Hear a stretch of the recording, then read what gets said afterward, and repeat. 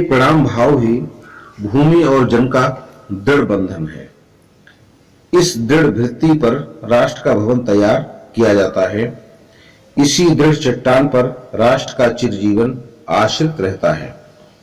लेखक का मत है कि अपनी धरती के प्रति आदर भाव और व्यक्ति और धरती के संबंध को दृढ़ करता है तथा पृथ्वी और मनुष्य का दृढ़ संबंध राष्ट्र को पुष्ट और विकसित भी किया करता है।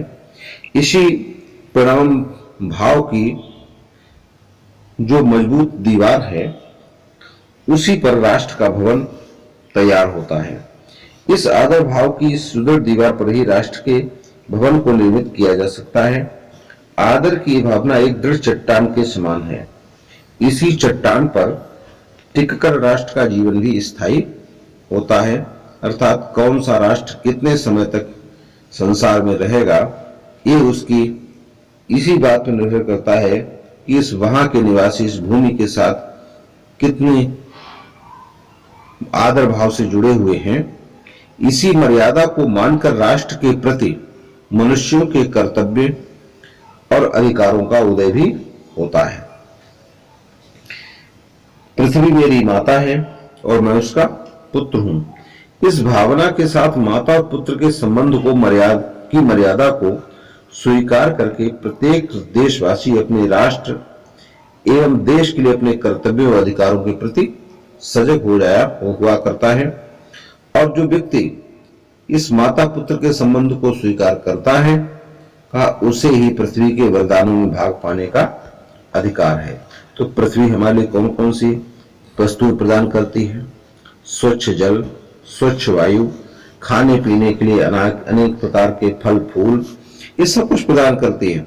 तो कहा इन जो पृथ्वी के वरदान हैं इनको उसी व्यक्ति को स्वीकार करने का अधिकार है जो पृथ्वी को अपनी माता के रूप में मानता हो। जो माता के रूप में उसे स्वीकार नहीं करता है उसे इन अधिकारों को प्राप्त करने का कोई अधिकार नहीं है। तो माता के प्रति अनुराग और सेवा भाव पुत्र का स्वाभाविक कर्तव्य है।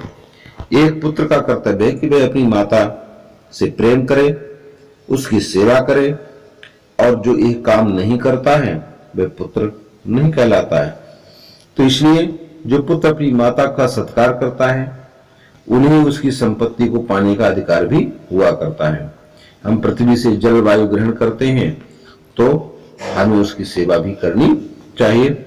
पृथ्वी के रत्नों को वही मनुष्य प्राप्त कर सकता है जो उसका आदर करता है, उसे माता के समान मानता है।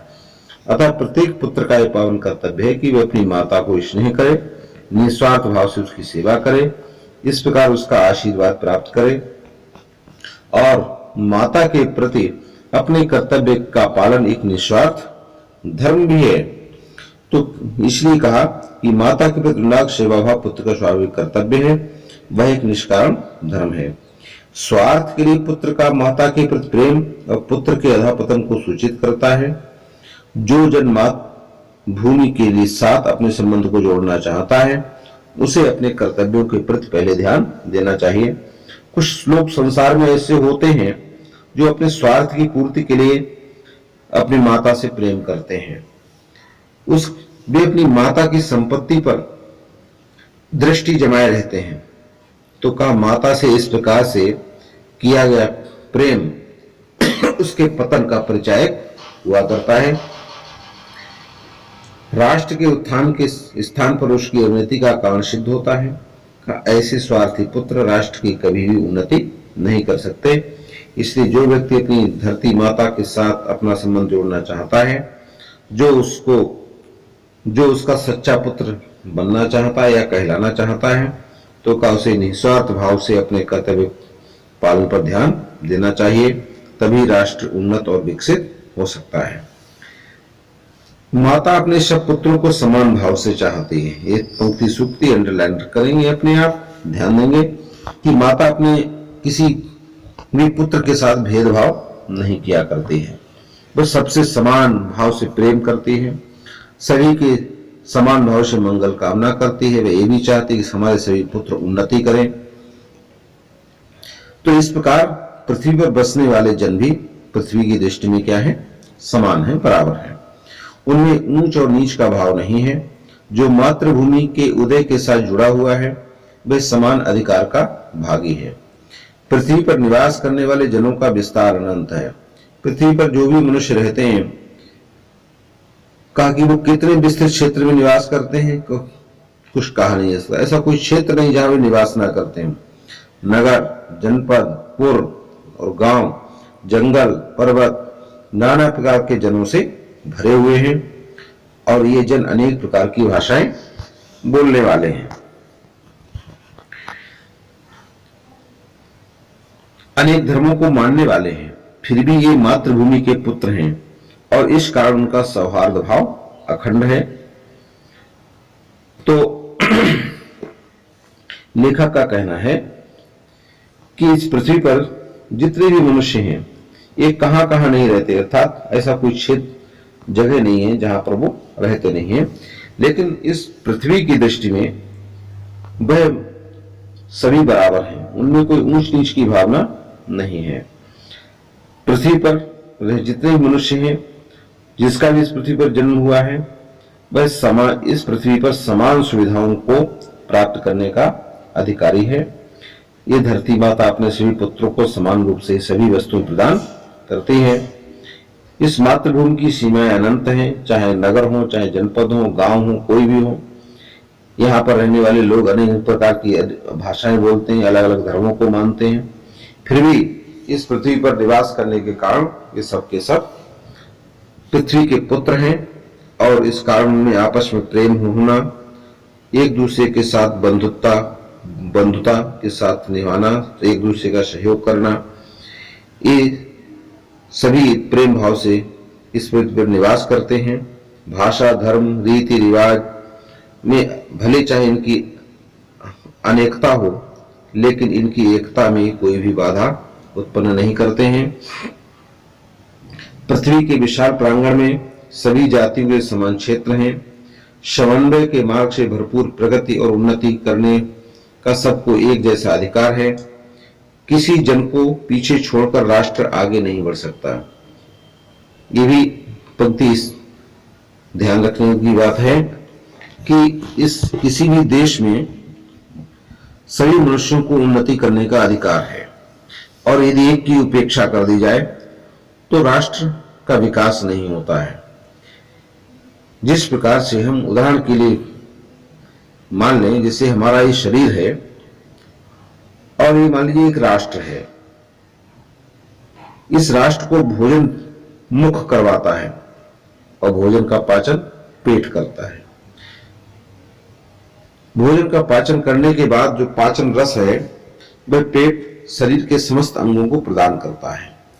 यदि पेट सोचने लगे कि हमको तो भोजन मुख ने दिया है, मुख सोचने लगे कि हमको तो भोजन हाथों ने दिया है, तो हमें केवल इनको ही पाचन रस देना, शरीर के शेष अंगों को हमें कोई पाचन रस नहीं देना है।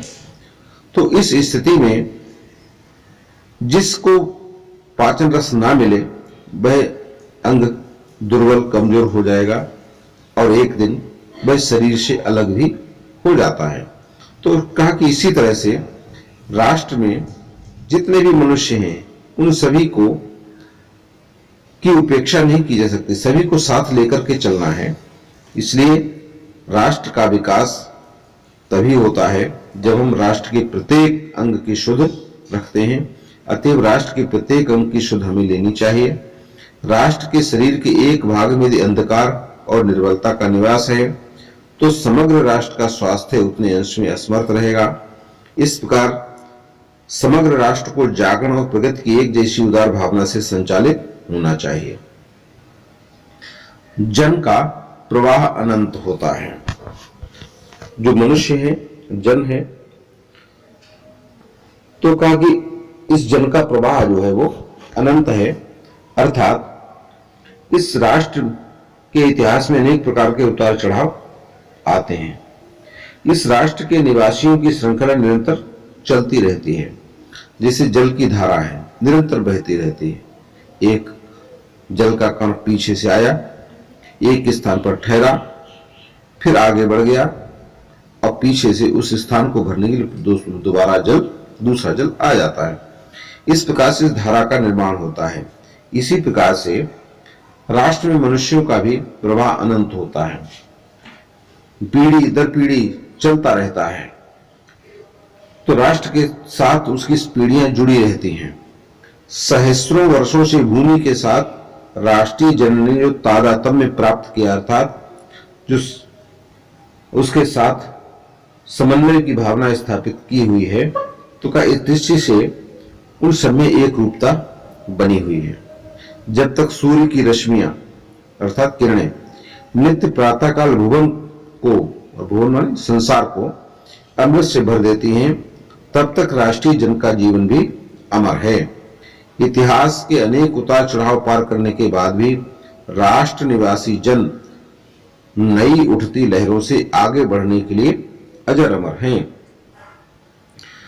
तो कहा कि राष्ट्रीय जीवन ये निरंतर चलता रहा है, आगे भी चलता रहेगा। हमारे राष्ट्र के इतिहास में उन्नति अवनति अनेक प्रकार के उतार चढ़ाव आए, किंतु हमारे राष्ट्र के लोगों ने नवीन शक्ति का निर्माण करते हुए उसे सहन किया है, उसे पार किया है।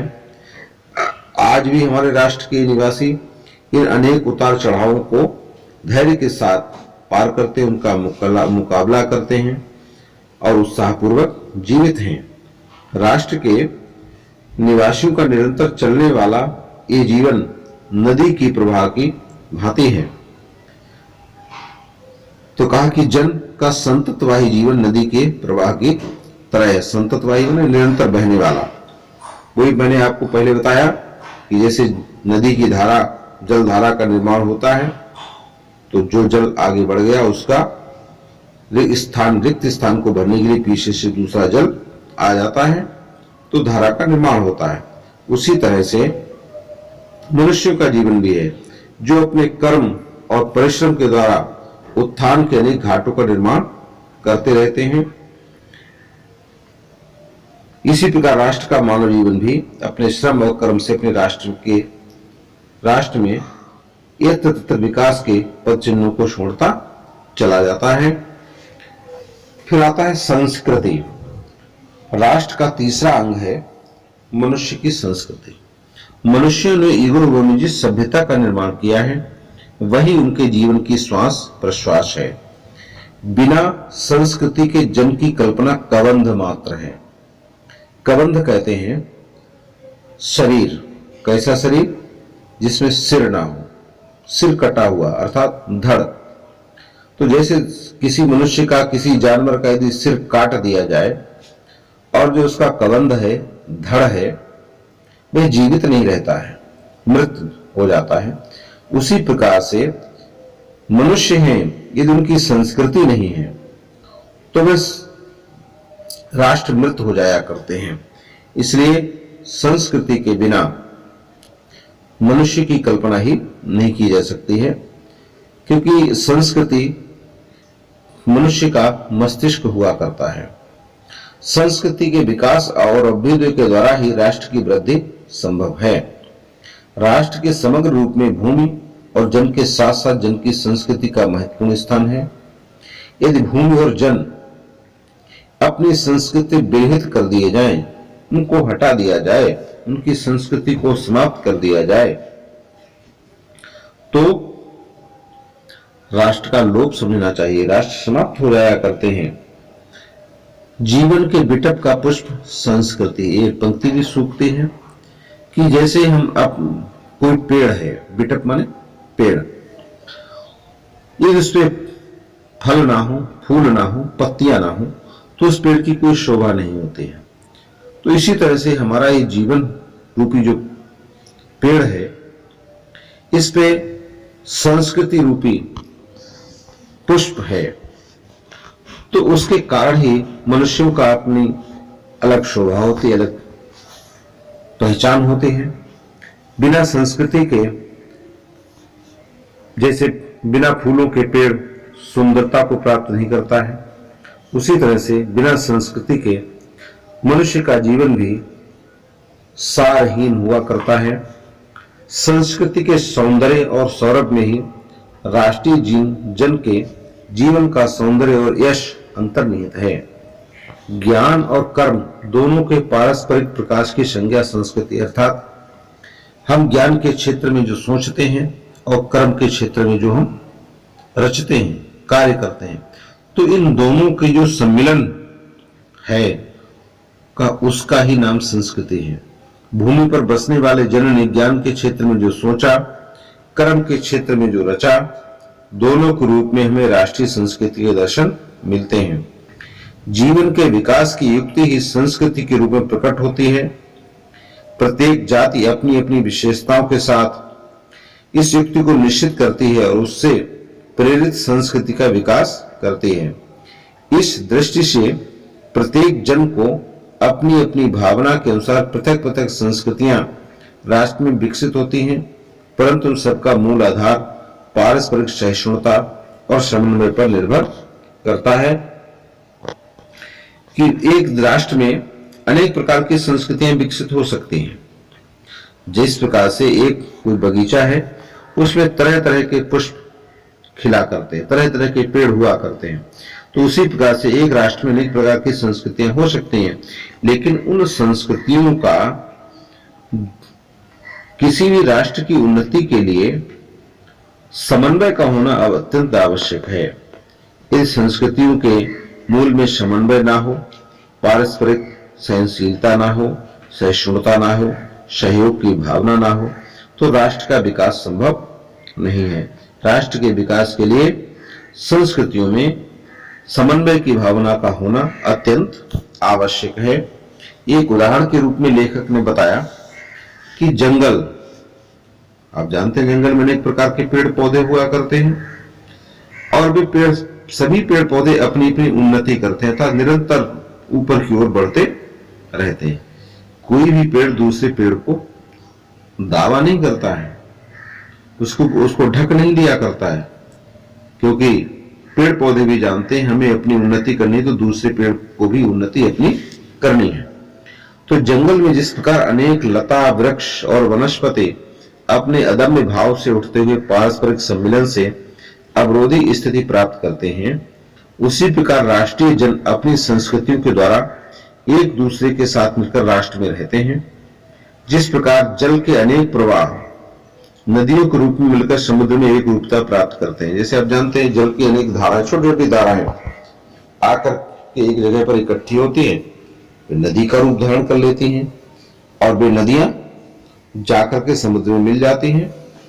वहां पर पहुंचने के बाद समुद्र में एक पहचान करना कठिन हो जाता है कि इसमें गंगा का जल कौन सा है और यमुना का जल कौन सा है, या ब्रह्मपुत्र नदी का जल कौन सा है, या अन्य संसार की बहुत सारी नदियां हैं, उन नदियों का जल कौन सा है।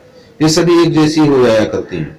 तो उसी प्रकार से एक राष्ट्र में अनेक प्रकार के लोग रहते हैं, अनेक प्रकार की संस्कृतियों के लोग रहते हैं और वे सभी संस्कृतियां एक दूसरे में मिलकर के जब एक रूपता प्राप्त कर लेती हैं तभी वह समन्वय की स्थिति को प्राप्त किया करती है और इस समन्वय युक्त जीवन ही राष्ट्र का एक सुखदायी रूप हुआ करता है। तो इसी प्रकार से राष्ट्रीय जीवन की अनेक विधियां राष्ट्रीय संस्कृति में समन्वय प्राप्त करती हैं और इसके द्वारा ही कोई भी राष्ट्र सुख को प्राप्त किया करता है। साहित्य, कला, नृत्य, गीत, आमोद प्रमोद अनेक रूपों में राष्ट्रीय जन अपने अपने मानसिक भावों को प्रकट किया करते हैं। जैसे हम आप हैं, कोई साहित्य लिखता है, कोई कला बनाता है, चित्र बनाता है, कोई नृत्य करता है, गीत गाता है, तो इन सभी के माध्यम से लोग अपने अपने मानसिक विचारों को प्रकट करते हैं और आत्मा का जो विश्वव्यापी आनंद भाव है वह इन विविध रूपों में साकार होता है। यद्यपि बाह्य रूप की दृष्टि से संस्कृति के बाहरी लक्षण अनेक दिखाई पड़ते हैं, बाहरी रूप से हमें संस्कृतियों के ये अनेक प्रकार के लक्षण दिखाई देते हैं, किंतु प्रत्येक संस्कृति की जो सबसे बड़ी विशेषता होती है वह होती है आनंद। अर्थात ऐसी कोई भी संस्कृति नहीं जिसमें आनंद की भावना ना हो। तो ये आनंद की दृष्टि से जब देखें तो उनमें समानता है, एक सूत्रता है। और जो व्यक्ति सहृदय है अर्थात जो उदार भाव वाला व्यक्ति है का वह प्रत्येक संस्कृति के आनंद पक्ष को स्वीकार करता है। जिसमें आनंद नहीं है उसको वो स्वीकार नहीं करता, लेकिन जो आनंद है वो उसे आनंद मिले, चाहे संस्कृति के इस संस्कृति के से मिले चाहे उस संस्कृति से मिले, वह का संस्कृति के आनंद पक्ष को स्वीकार करता है और उससे आनंदित होता है। इस प्रकार की उदार भावना ही विविध जनों से बने हुए राष्ट्र के लिए स्वास्थ्यकर है। गांव और जंगलों में स्वच्छंद जन्म लेने वाले लोकगीतों में, तारों के नीचे विकसित लोक कथाओं में संस्कृति का अमित भंडार भरा हुआ है। वहां से आनंद की भरपूर मात्रा प्राप्त हो सकती है। राष्ट्रीय संस्कृति के परिचय काल में उन सबका स्वागत करने की आवश्यकता है। अंत में लेखक ने कहा कि पूर्वजों ने चरित्र और धर्म, विज्ञान, साहित्य, कला और संस्कृति में के क्षेत्र में जो कुछ भी पराक्रम किया है उस सारे विस्तार को हम गौरव के साथ धारण करते हैं। अर्थात सांस्कृतिक परिवेश विकास की एक ऐसी पद्धति है कि हमारे पूर्वजों ने चरित्र, धर्म, विज्ञान, साहित्य, कला, संस्कृति के क्षेत्र में जो कुछ भी उन्नति की है का उस पर हमें गर्व करना चाहिए। हमें उस राष्ट्र की विभूति के रूप में स्वीकार करना चाहिए और उसके तेज को अपने भावी जीवन में साक्षात देखना चाहते हैं। यही राष्ट्र संवर्धन का स्वाभाविक प्रकार है कि प्राचीनता के प्रति गौरव की भावना से हमारे मन में भावी प्रगति हेतु प्रबल आकांक्षाओं का उदय होता है। इस आकांक्षा को हम अपने भावी जीवन में साकार होता हुआ देखना चाहते हैं। हमारी कामना होती कि इस गौरव को हम अपने जीवन में उतारें और अपने भविष्य को पुष्ट बनाएं। जहां अतीत वर्तमान के भाररूप नहीं है, जहां भूत वर्तमान को जकड़ नहीं रखना चाहता है, वरन अपने वरदान से पुष्ट करके उसे आगे बढ़ाना चाहता है, उस राष्ट्र का हम स्वागत करते हैं। वासुदेव शरण।